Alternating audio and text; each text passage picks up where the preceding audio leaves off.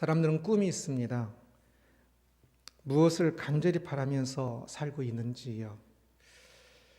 혹시 이제는 꿈도 꾸지 못하면서 나이가 들고 또는 여러 번 좌절되기도 하면서 꿈을 꾸지도 못하면서 살고 있지는 않습니까? 꿈은 꼭 가져야 하고요. 또한 모든 사람이 꿔야 하는 꿈이 있는데 그것은 곧 예수님의 재림입니다. 예수님의 재림을 꿈꾼다? 실제로 꿈을 꾸어보셨을지 모르겠습니다. 예수님의 재림을 꿈꾸며 살고 있는지요? 몇 년 전에 잠을 자면서 조금 힘든 상태로 잠을 잤는데 꿈에 하늘에 아주 예쁜 뭉게구름이 이렇게 떠 있다가 순식간에 싹 바뀌어서 I will come soon 이런 글자로 바뀌는 것을 꿈을 꿨었는데요. 예수님께서 곧 오실 것을 믿는데 또 꿈에서 그렇게 보니까 또 조금 더 새롭더군요. 저도 예수님께서 재림하시는 것을 꿈꾸고 있는데 그런데 그럼에도 불구하고 그렇게 꿈에서도 이렇게 꿀 정도로인데도 불구하고 때때로 열렬히 꿈꾸지 못할 때가 있는 것을 봅니다. 그런데 우리는 다시금 안지나 서나 예수님의 재림을 꿈꾸어야 합니다. 재림을 꿈꾸는 것에 대해서 생각도 안 해본 사람들이 있을 것입니다. 그런데 주님이 재림하시면 우리가 이 세상에서 꿈꾸었던 것들, 사람들이 어떤 꿈을 꿉니까? 돈을 더 많이 버는 것을 꿈꾸기도 하고 아픔이 없는 것 또는 사랑이 가득한 것, 사람들과의 관계가 회복되는 것들을 꿈꿀 텐데 예수님이 재림하시면 이 세상에 우리가 꿈꿨던 모든 것들, 돈도 더 많이 있을 것이고 건강도 더 건강하게 될 것이고 사람들과의 사랑 관계는 더 사랑이 풍족한 모습이 될 것입니다. 훨씬 더 완전하고 훨씬 더 행복한 모습이 될 것입니다. 그렇다면 이 땅에서 우리가 어떤 꿈을 가질 때 그 꿈의 최종 종착지는 항상 예수님의 재림인 것입니다. 그러니 어떤 것을 꿈꾼다면 항상 그 근본에 예수 그리스도의 재림을 꿈꾸는 것을 생각해야 합니다. 꿈을 잊어버린 사람은 그것은 진짜 심각합니다. 빨리 예수 그리스도의 재림으로 모든 것이 회복되어지고 다시금 생명이 시작되어지는 이것을 꿈꾸어야 합니다. 그러니 예수님의 재림을 꿈꿀만 하지 않겠습니까? 예수님의 재림을 꿈꿔야 하지 않겠습니까? 안지나 서나 재림을 꿈꾸는 사람이 되어야 합니다. 오늘 본문은 바울이 고린도 교회에 편지로 전하는 내용입니다. 서론입니다. 그래서 편지이기 때문에 편지를 쓰는 사람이 1절에 나오고 편지를 받는 사람이 2절에 나오고 인사말이 3절에 나오며 그리고 하나님께 감사하는 것이 이제 4절에서 9절까지로 되어 있습니다. 그래서 이 1절부터 9절까지 딱 세팅되어서 이것이 고린도전서 전체의 서론입니다. 그러면서 많은 경우 서론에는 본론과 결론이 담겨져 있지요. 그래서 바울이 고린도전서에서 말하고자 하는 그 핵심적인 내용이 담겨져 있습니다. 수신자를 살펴보겠습니다. 2절 말씀입니다. 고린도에 있는 하나님의 교회 곧 그리스도 예수 안에서 거룩하여지고 성도라 부으심을 받은 자들과 또 각처에서 우리의 주 곧 그들과 우리의 주 되신 예수 그리스도의 이름을 부르는 모든 자들에게 고린도 교회가 수신자입니다. 그리고 이 교회를 꾸미는 형용사 역할을 하는 분사가 2개가 있는데요. 거룩하여지고 라는 것과 성도라 부르심을 받은 것입니다.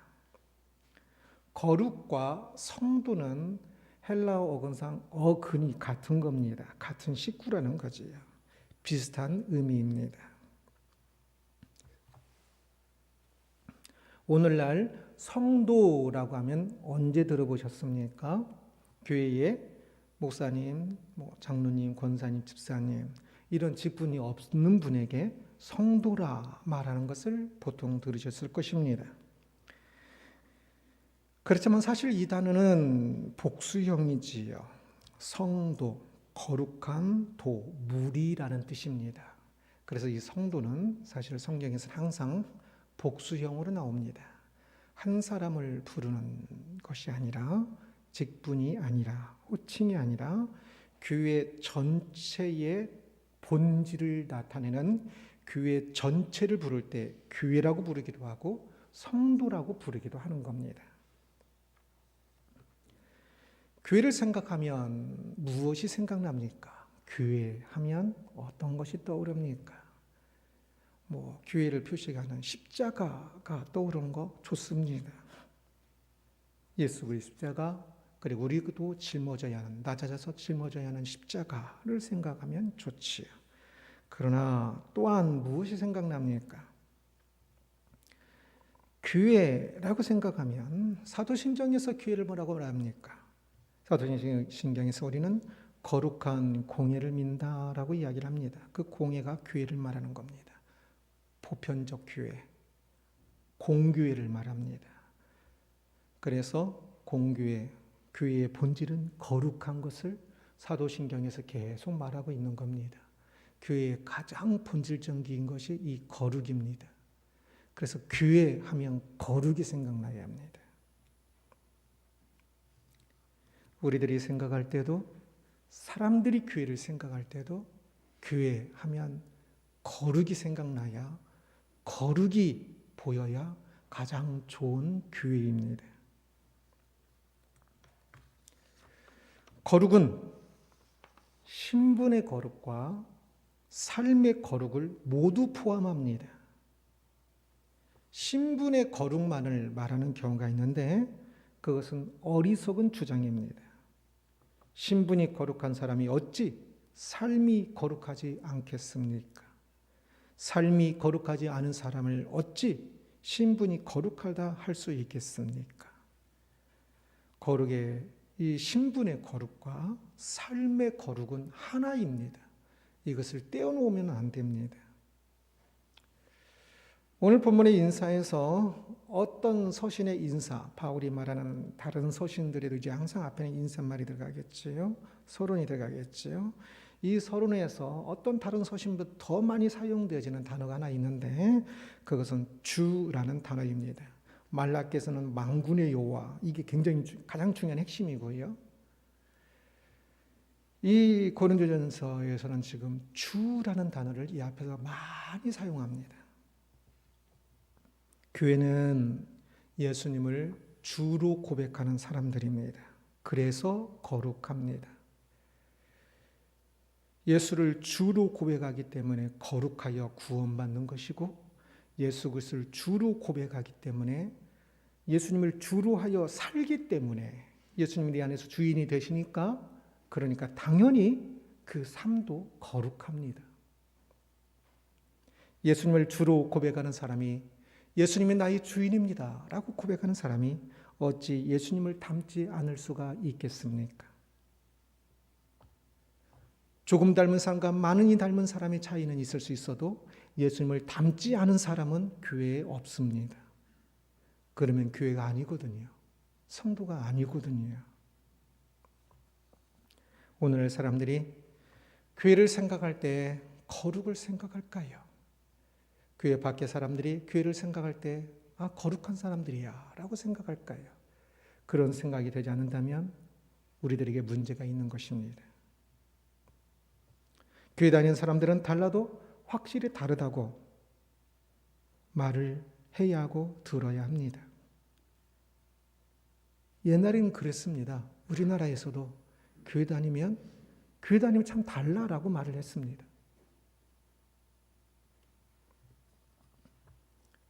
사람들은 교회에서 예수님을 보고 있을까요? 기독교인, 기독이 그리스도에 대한 한자 음이라고 그랬지요. 그리스도를 기독이라고 한자로 쓰는 거예요. 그래서 기독교인은 크리스찬이라는 것에 다 같은 뜻이에요. 기독교인, 크리스찬 모두 우리 안에 예수 그리스도께서 있는, 예수 그리스도를 주로 삼은 작은 예수란 뜻이 돼요. 기독교인이 작은 예수가 되지 못한다면, 그래서 작은 예수이기 때문에 내 안에 예수님께서 사시니까, 나를 통치하시니까 당연히 예수 그리스도를 닮은 모습, 예수 그리스도의 모습이 드러나야지. 내가 내 모습 속에서 보아야 하고, 내가 다른 성도의 모습 속에서 예수님을 보아야 하고, 외부인들까지조차도 우리들의 모습에서 예수 그리스도의 모습을 보아야 기독인이 되는 거겠지요. 크리스찬이 되는 것이겠지요. 그리스도인이 되는 것이겠지요. 예수님이 우리의 주이신데 우리를 통해 예수님이 드러나지 않는다면 분명 무엇인가가 문제가 있는 겁니다. 우리의 믿음이 너무 약해서, 작아서 잘 보이지 않는 것일 수도 있고, 아니면 없어서 보이지 않는 것일 수도 있고. 교회 거룩을 생각하면 저는 가장 먼저 생각나는 단어가 아름다움입니다. 제 평생에 제가 목사로 섬기고 있는 동안에 대한민국의 교회가 아름다운 교인들이 되었으면 좋겠다라고 목사 안수를 받을 때부터 생각을 했었습니다. 그런데 오히려 시간이 흐를수록 멀어져 가는 것 같아요. 기독교인들이 아름답다라는 소리를 듣기보다 이 소리에서 더 멀어지는 것 같아요. 그래서 참 안타까워요. 그래서 저의 평생의 소원은, 또 방향은 한국 교인들이 아름답다라는 소리를 듣는 것이 제 소원입니다. 예수 그리스도를 주로 받아들이고 예수 그리스도께 순종하며 살고 있다면 당연히 아름다움이 생각나야 할 것입니다. 예수님의 모습이 아름답지 않겠습니까? 그러니 우리들도 아름다워야겠지. 예수께서 어찌 이기주의며 어찌 탐욕으로 찌들어 있으며 어찌 거짓말쟁이이겠습니까? 어찌 구원에 무관심하며 어찌 말씀에 무지하겠습니까? 예수를 자신의 주로 받아들이고 있는 사람이라면 마땅히 예수의 아름다움을 닮아가야 할 것입니다. 닮아가는 정도가 아니라 예수께서 우리 안에 사시니까 그냥 아름다움이어야 합니다. 그것이 거룩의 가장 중요한 모습일 것입니다. 거룩한 교회에 하나님의 은혜가 임합니다. 3절을 함께 봅니다. 3절입니다. 하나님 우리의 아버지와 주 예수 그리스도로부터 은혜와 평강이 있기를 원하노라. 하나님으로부터 주어지는 이 은혜와 평강, 이 평강은 샬롬이지요. 모든 것의 관계가 바른 관계에 있는, 물질과의 바른 관계도 물질에 부족함이 있는 것이 아니라 풍성함이 있는 것이어서 번영으로 번역하기도 하지요. 하나님의 은혜가 있어 참으로 살아가는 그러한 것들, 이 은혜와 평강은 하나님으로부터 주어지는 것이고, 하나님으로부터 주어지는 이 은혜와 평강은 거룩한 이들, 하나님의 백성으로, 하나님의 교회로, 하나님의 성도로 살고 있는 그들에게 주어지는 것입니다. 교회가 거룩하지 않고 세상을 닮아 있으면 그들에게 은혜와 평강이 임하는 일은 없을 것입니다. 은혜가 굉장히 좋은 단어임에도 불구하고 많은 이들이 거룩의 반대의 의미로 사용을 해요. 그것은 아주 잘못된 것입니다. 나쁜 짓을 하면서 은혜를 사모하고 은혜로 그냥 괜찮다고 이야기하는 것들은 아주 잘못된 것입니다. 은혜를 망령되이 일컫는 것입니다. 오늘날 신앙인들에게 늘 이 은혜와 평강을 고백하는 것이 없다면 그들이 거룩하지 않기 때문이기도 할 것입니다. 거룩하지 않은 교회는 본질을 잃어버린 사람들이지요. 거룩하지 않으면 가짜 교회가 되는 것입니다. 교회는 거룩하다는 것을 보았습니다. 거룩한 무리, 즉 성도입니다. 거룩한 사람들. 성도란 이름에 부끄러움이 없어야 할 것입니다. 일단 교회는 거룩한 사람들이라는 사실을, 이것이 교회의 가장 중요한 본질이라는 사실을 기억하십시오. 명심하십시오. 교회 하면 거룩이 떠오르게 오늘 우리 마음에 분명히 새겼으면 좋겠습니다. 바울은 고린도 교회를 생각할 때에 이제 4절부터 9절까지 감사를 이야기를 합니다. 4절입니다. 그래서 예수 안에서 너에게 주신 하나님의 은혜로 말미암아 내가 너희를 위하여 항상 하나님께 감사하노니. 고린도 교회에 주신 하나님의 은혜 때문에 감사하다라고 말하고 있습니다. 바울은 고린도 교회 안에 있는 확실한 믿음을 보았다라고 말하기도 합니다. 5절에서 6절 함께 읽습니다. 이는 너희가 그 안에서 모든 일, 곧 모든 언변과 모든 지식의 풍족함으로 그리스도의 증거가 너희 중에 견고하게 되어, 바울이 전한 그리스도에 관한 증거가 너희 중에 견고하게 되었다, 확고하게 되었다라고 이야기를 합니다. 고린도 교회는 아마 바울이 세웠을 것입니다. 그 교회가 믿음에서 확실하게 자라가고 있는 것을 감사하게 생각하고 있는 것입니다. 그가 개척한 교회가 믿음 안에서 확고하게 자리가 잡고 있으니 얼마나 감사하겠어요. 떨어져 있어도 그냥 생각만 해도 흐뭇해요. 그런데 바울의 감사는 조금 의아할 수 있습니다. 이후에 전개될 교회에 대한 이야기에서 바울은 교회 안과 밖의 문제에 대해서 심각하게 책망하기 때문입니다. 이후에 전개되는 이야기를 보면 바울은 이 고린도 교회의 모습 때문에 창피하게 생각합니다. 심각하게 책망합니다. 안 믿는 사람도 그렇지 않겠다라고 이야기를 하면서 책망합니다. 그런데 어떻게 바울은 지금 처음에 이야기를 하면서 너희의 믿음이 확고해진 것을 보면서 감사하고 있다라고 말하고 있는 것일까? 앞과 뒤가 조금 안 맞는 것처럼 느껴져요. 아마 이것은 앞뒤가 안 맞는 것이 아니라 바울이 고린도 교회의 교인들의 방향을 보았기 때문에 그럴 겁니다. 7절입니다. 7절 읽습니다. 너희가 모든 은사에 부족함이 없이 우리 주 예수 그리스도의 나타나심을 기다림이라.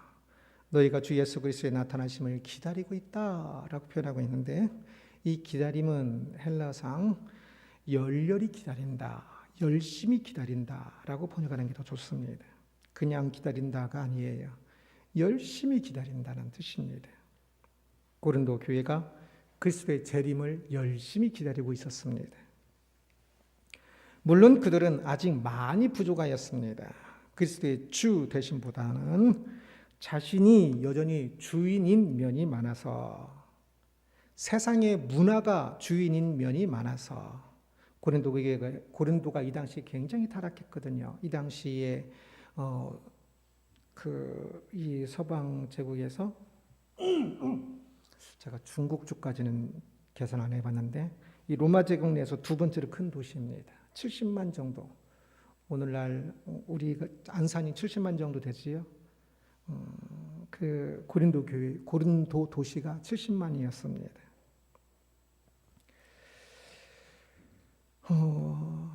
그곳에서 고린도가 매우 타락했었는데요. 성적으로 또 여러 가지 것으로 그 문화에 그 전에 젖어 있다가 기독교인이 된 것이니까 그것이 쉽게 벗어지겠습니까?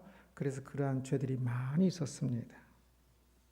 그런데 그들이 예수 그리스도의 재림을 열렬히 기다리고 있었다라고 이야기합니다. 그래서 조금 방향이 맞았던 것이지요. 고린도에는 가장 유명한 내용, 고린도전서 하면 어떤 성경 말씀이 생각납니까? 사랑장이 고린도전서 13장입니다. 가장 유명하지요.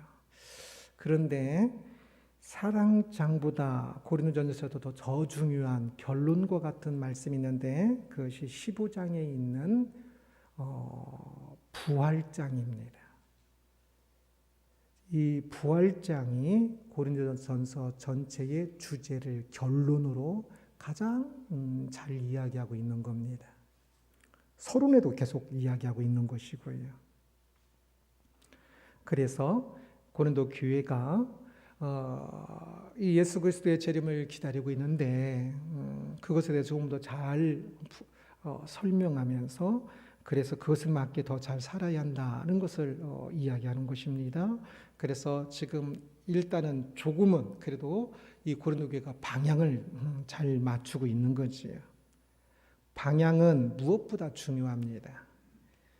신앙생활하면서 우리도 부족한 것이 많이 있습니다. 그러나 방향이 맞다면 조금 더 계속 나아지겠지요. 예를 들어서 우리는 원수를 사랑해야 합니다. 그것을 알지요. 그런데도 우리는 원수를 아직 사랑하지 못한 사람도 있고 때때로 어떤 원수는 또 사랑하지 못하는 경우도 있습니다. 이때 그래도 원수를 사랑하기 위해 어떤 원수를 할지라도 사랑하기 위해 시도하는 것, 이것이 방향을 잘 잡은 사람입니다. 사람인데 어떻게 원수를 사랑해? 라고 말하고 있다면 그 사람은 방향을 잘못 잡은 사람이고요. 원수를 사랑하라고 하는데 우리가 한 번에 원수를 사랑할 수 있는 사람 아무도 없을 것입니다. 믿음이 자라가면서 조금씩 그 일에 준비되어 가는 거지요. 그래서 원수를 사랑해야 하는데 사랑하는 마음이 안 되니까 그래도 원수를 사랑하라 말씀하시니 사랑하려고 시도를 하지요. 시도했는데 이내 내 마음이 못 따라가요. 그래서 실패하고 그래서 또 예수님의 마음을 못 지키고 있는 나의 이 모습 때문에 아파하고 또 한 번 조금 더 시도했다가 그 사람의 얼굴 보는 순간 또 안 되는 거예요. 그래서 또 원수를 사랑하지 못하고 그러나 원수를 사랑하 말씀하셨으니 또 다시 시도하는 거지요. 그래서 이번에 이 사람은 실패했어요. 그러면 또 다른 사람을 만났을 때는 다른 또 원수가 생겼을 때는 그때는 지난번엔 한 번 시도하고 실패했다면 이번엔 2번 시도하고 다음에 3번 시도하고 그러면서 조금씩 그렇게 시도하면서 실패한 것 때문에 아파하고 또 시도하고 하다 보면 그 사람은 원수를 사랑하는 사람이 될 것입니다. 그래서 오늘 실패했지만 원수를 사랑하는 일에 오늘 실패했지만 사랑하려고 내 안에 계신 예수 그리스도를 의지하여 사랑하려고 하는 그 방향이 맞다면 그 사람은 믿음의 사람이라 할 수 있습니다. 그러나 오늘 똑같이 실패했지만 그 사람의 방향이 원수를 사랑하려고 하고 있지 않다면 그 사람은 믿음의 사람이 아닌 것이지. 고린도 교회가 지금 많은 문제를 가지고 있어요. 그러나 그들이 방향이 그래도 조금씩 나아가려고 하고 있는 것을 바울은 개척했으니까 바울이 잘 알고 있겠지요. 그래서 그들이 너희 안에 믿음이 있음을 내가 확신하며 그래서 하나님께 감사한다라고 이야기하고 있는 겁니다. 고린도 교회는 부활, 예수님의 재림으로 이루어지는 것이 부활이지요. 이 부활을 열심히 기다렸습니다. 그들에게 바울이 말합니다. 8절입니다. 주께서 너희를 우리 주 예수 그리스도의 날에 책망할 것이 없는 자로 끝까지 견고하게 하시리라. 그리스도의 날 재림을 이야기합니다. 그리스도의 날에 책망할 것이 없는 자로 끝까지 견고하게 하시리라. 그날에 책망할 것이 없는 자로 참 오늘 조금 더 거룩하게 되어져서 더욱더 그날이 그렇게 책망할 것이 없는 자로 세워지기를 간절히 소원하고 있는 것입니다. 재림을 기다리는 사람은 책망할 것이 없는 자의 삶을 추구합니다. 오늘은 아직 많은 부분이 부족해요. 그러나 계속 그것을 추구, 그 방향으로 가는 겁니다. 재림을 기다리는 사람은 영원한 존재, 우리가 영원한 존재라는 사실을 믿는 사람, 아는 사람입니다. 그러기에 오늘 아무렇게나 살다가 죽으면 끝인 것이 아니지요. 오늘 우리의 삶은 영원히 기억되는 삶입니다. 나중에 우리는 부활하여 영원히 살 때 이 땅에서 삶을 다 기억할 것입니다. 그러기에 이 땅에서 삶은 영원한 것입니다. 그래서 참으로 중요하지요. 주님 오실 때까지 우리는 주님을 닮은 모습으로 바꾸고 아름다운 사람이 되기 위해서 힘을 다해야 합니다. 이 세상은 결코 무가치한 것이 아니고 재림을, 부활을 기다리는 사람은 이 세상의 삶을 더 열심히, 진짜 얼마나 귀한 줄 아니까 그것을 기다리지 않는 사람은 세상이란 일시적이에요. 살다가 지나가면 끝이에요. 아무리 못된 짓을 저질렀어도 그 벌을 받지 않으면 끝이고요.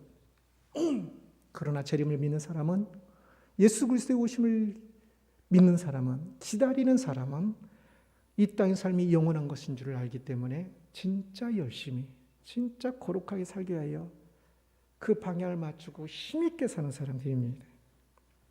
예수님의 재림을 기다리고 있습니까? 열심히 기다리고 있습니까? 간절히 기다려야 합니다. 열심히 기다린다는 것은 단순한 소망이 아니라 소망을 위해서 오늘 열심히 산다는 것을 의미합니다. 열심히 거룩을 이루어간다는 걸 의미하지요. 그날의 심판이 있을 터인데 부끄럽지 않도록 칭찬을 들을 수 있도록 일시적인 지금의 세상의 마음을 빼앗기는 것이 아니라 영원한 세상을 바라보면서 영원한 삶을, 영원한 존재를 생각하면서 재림을 열심히 기다려야 합니다. 재림을 열심히 기다리라라는 제목의 말씀을 보았습니다. 그의 본질이 무엇이라고 했습니까? 거룩입니다. 꼭 새기십시오. 거룩한 공예를 우리는 믿습니다. 교회에 거룩이 보이면 교회이고 거룩이 보이지 않으면 교회가 아닙니다. 본질이니까. 본질이 없으면 교회가 아니지요. 지금 우리는 모두, 이곳에는 우리 모두는 교회의 구성원입니다. 이것을 조금 어려운 단어로 가시적 교회라 이야기합니다. 눈에 보이잖아요. 그러나 가시적 교회는 진짜 교회가 아닙니다.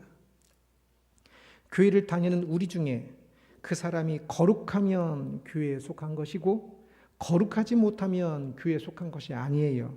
이것을 비가시적 교회다라고 이야기를 해요. 눈에는 보이지 않아요. 누가 거룩한지, 누가 거룩한지 잘 몰라요. 그러나 이 비가시적 교회가 진짜 교회입니다. 우리는 진짜 교회인지요. 거룩한 사람이 되십시오. 교회가 될 수 있도록